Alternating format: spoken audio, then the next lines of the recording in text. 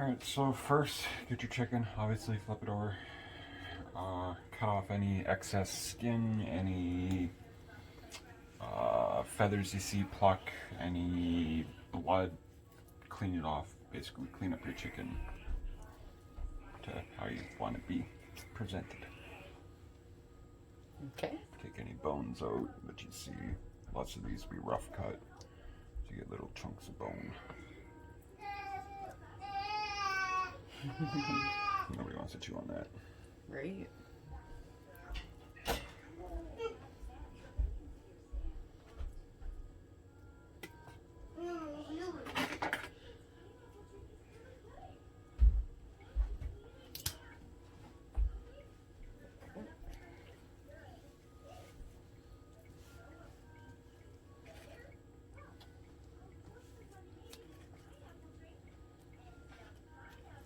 So we're going to take that chunk of the backbone out of it?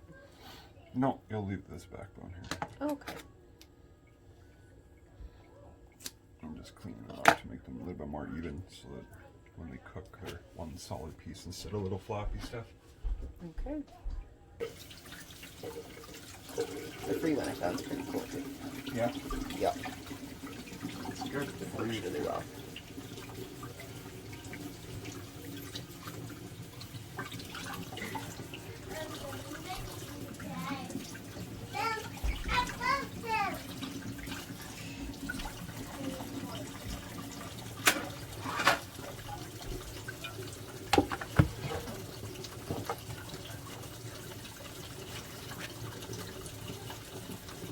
Cute baby.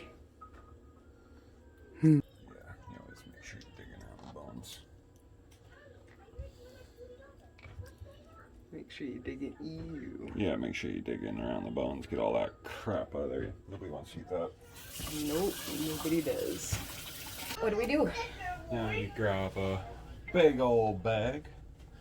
Put your bag back, folks, it's a lot easier. Roll your bag back? Yeah. Oh yeah, roll your bag back. I see. The top of your bag back so you don't get it all chickeny and grassy. This, by the way, is how you clean ginger. This is the best way to peel ginger, is with a spoon. Give him the crackers he wanted. That he sliced up half the thing of ginger and put it in the bag after peeling it. Half an onion in the bag with the chicken. Sprig of rosemary. Thyme. Rosemary and thyme, some of my favorites. Sage, if you got it. Sage. Delish.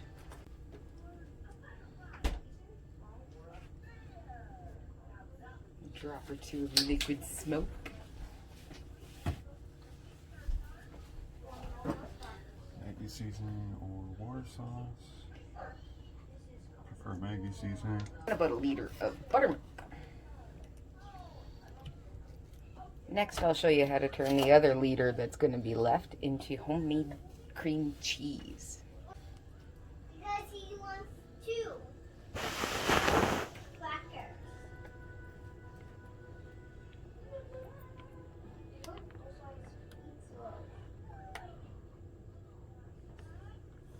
Yuck. A little bit of chicken broth.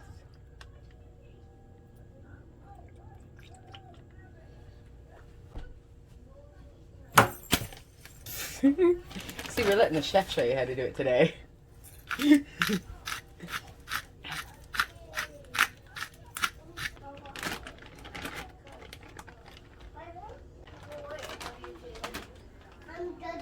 Squeeze all the air out. You're supposed to do it in front of the camera. Okay.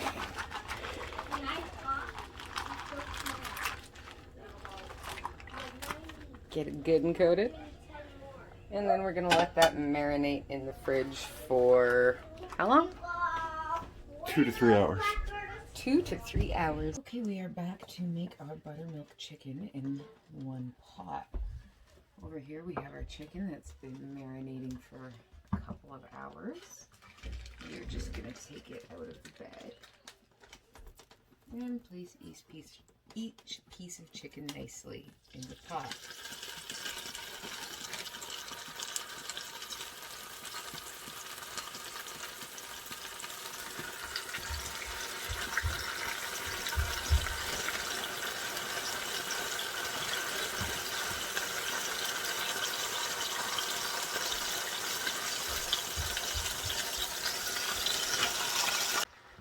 you're gonna let that get nice and brown on either side, or on both sides rather, before transferring it onto a plate and then taking care of our vegetables.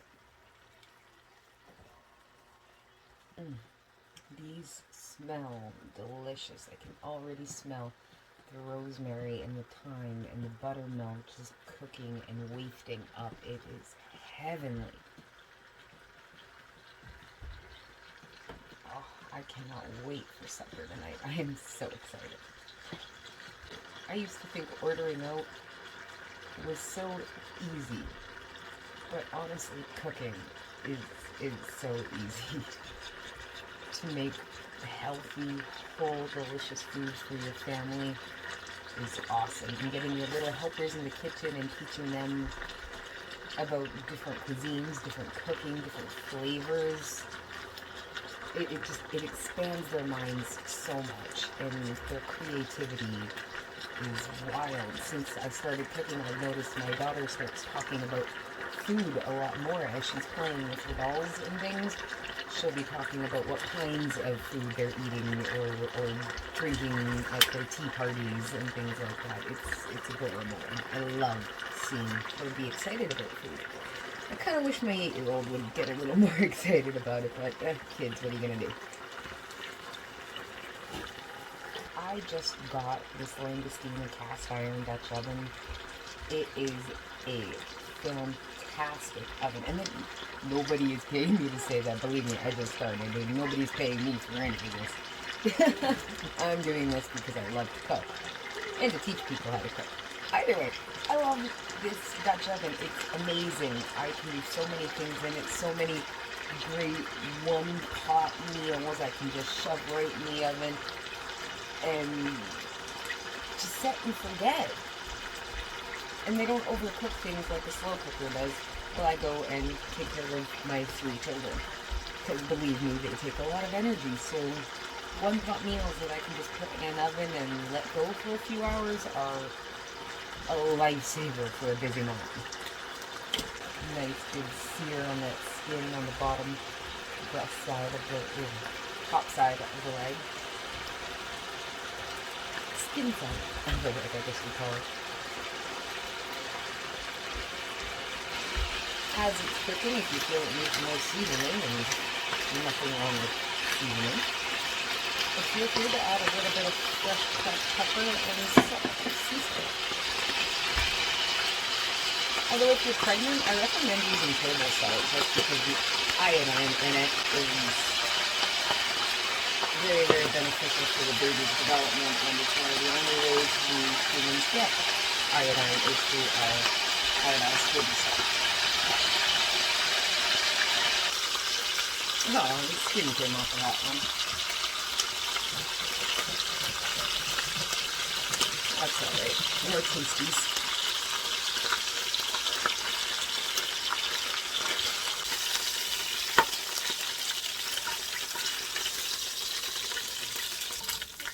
So this is super hot, so I've just turned my burner completely off because it keeps fluctuating its temperature on me, and I'm not quite sure why. Just get some of the brown here off the bottom. It's a lot of delicious flavor. And we're going to add our onions and chocolate celery that we have.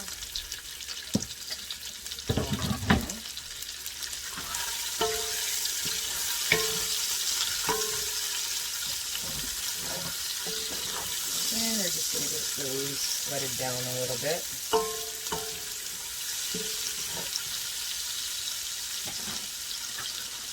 Along with some carrots.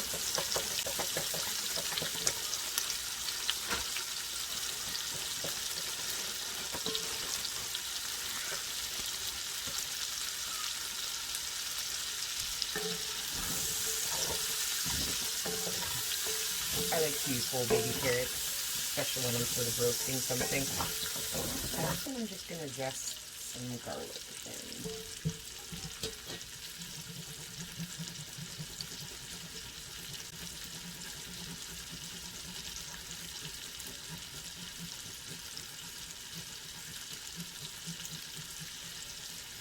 If it My problem was my heat was fluctuating and it went too high, so try to keep yours on a relatively low heat if you can.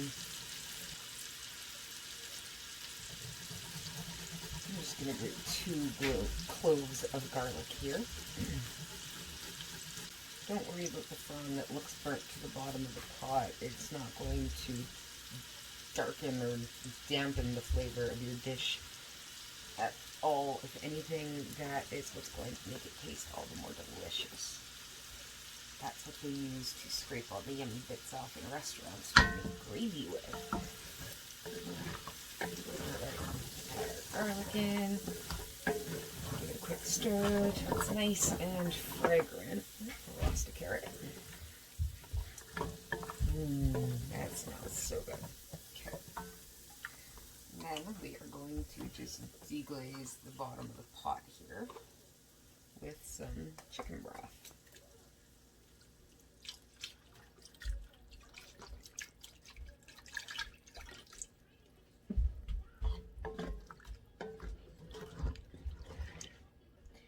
Give it a taste.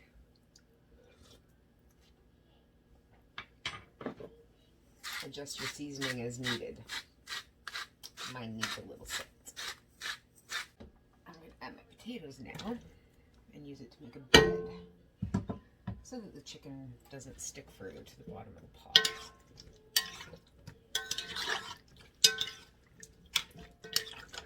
Then we are going to just gently place our chicken around the same way we did before.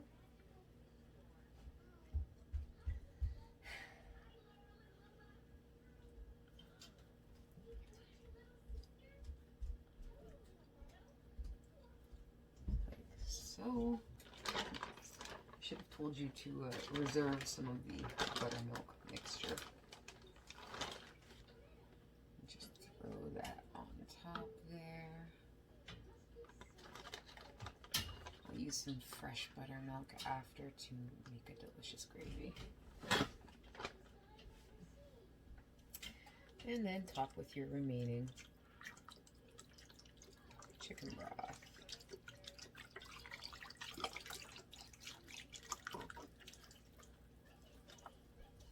After that, the only thing left is...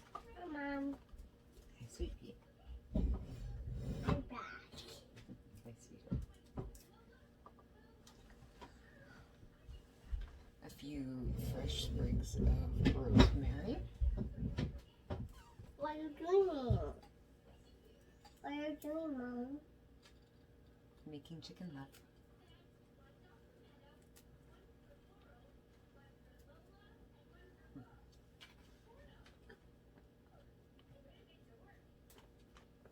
A couple of sprigs of thyme.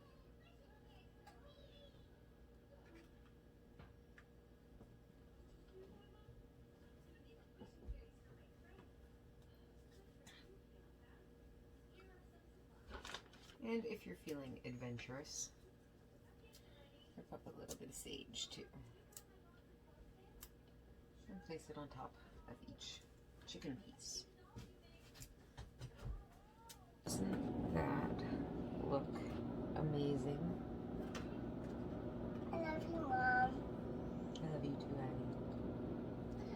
Annie. Now we are going to put the lid on this and put it in the oven at 375 for about half an hour. I'm going to check it at 30 minutes and see what its temperature is at. Its temperature should be up to about 165.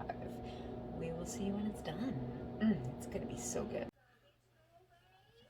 Alright, so we have gone and taken this out of the oven now, and it is at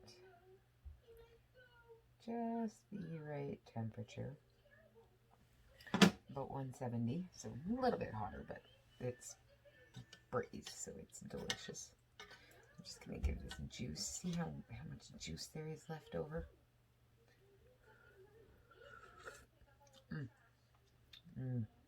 That is so good. A real good tip for saving your broth when you have just too much left over is to freeze it in an ice cube tray in little cubes, and then you have some quick stock and flavoring to throw in additional dishes as you go. Anyhow, this is fantastic and looking delicious. Our carrots and potatoes look perfectly well done. We are going to plate this up and enjoy shortly. Okay, we are going to make a quick buttermilk gravy out of some of the drippings of what was left in the pot of chicken. Okay, so what we're going to do is we're going to take some of our broth that was, yes, some flour. Some of our broth that was in our pot mixed up with all those tasty little fronds on the bottom. And we are going to put it on a medium to low heat. And we're just going to add a little bit of flour, just enough to thicken it up some.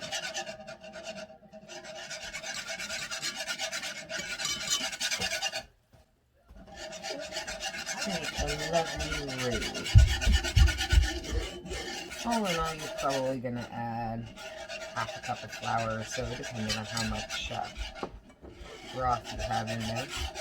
You might end up needing to add more broth later to thin it down. That's fine, depending on how thick you like your buttermilk gravy. Anyhow, once we get that nice and in there, we're just going to let that cook for a bit.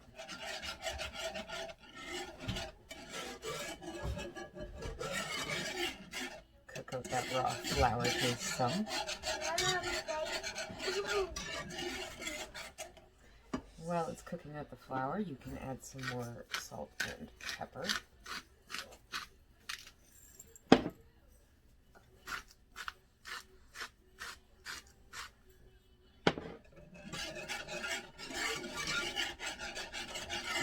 That starts to get nice and thick, and you see it's sort of pulling off the bottom a bit. That's when we're going to add. Shake it. Thank you. Our buttermilk. We're going to add probably about a half a cup or so of that.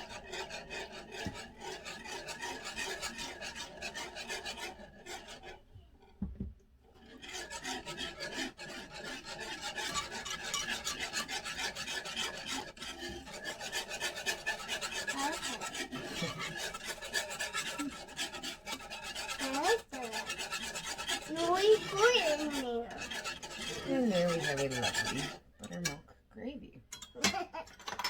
And we just cook that till it thickens a little bit more.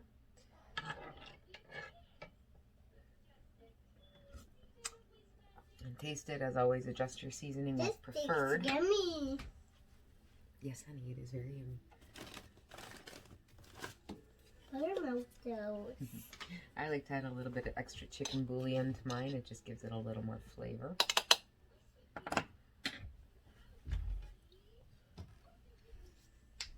And a drop or two of liquid smoke.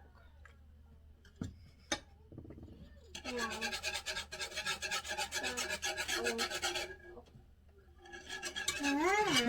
want to make sure you cook this long enough that you get that raw flour taste out of it. So do make sure you taste it as you're cooking. Just a hint of paprika to mine too.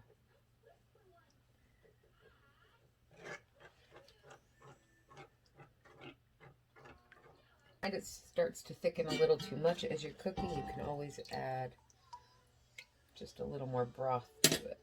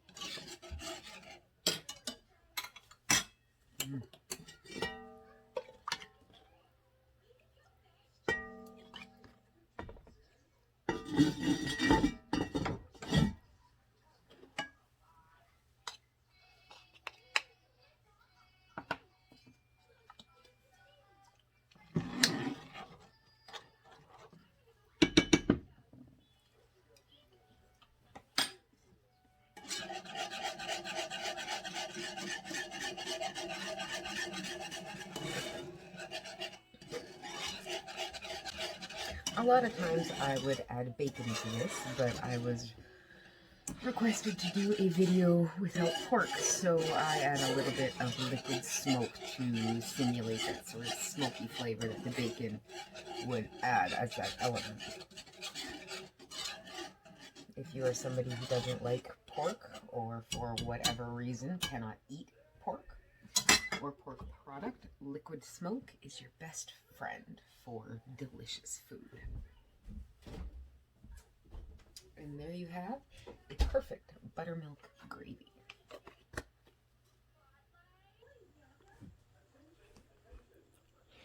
And here you have a delicious meal. Carrots, potatoes topped with our delicious buttermilk gravy, and chicken also topped with buttermilk gravy. Fresh rosemary, a couple of leaves of thyme, and some fresh cracked black pepper and salt. I hope you enjoy this as much as I'm going to.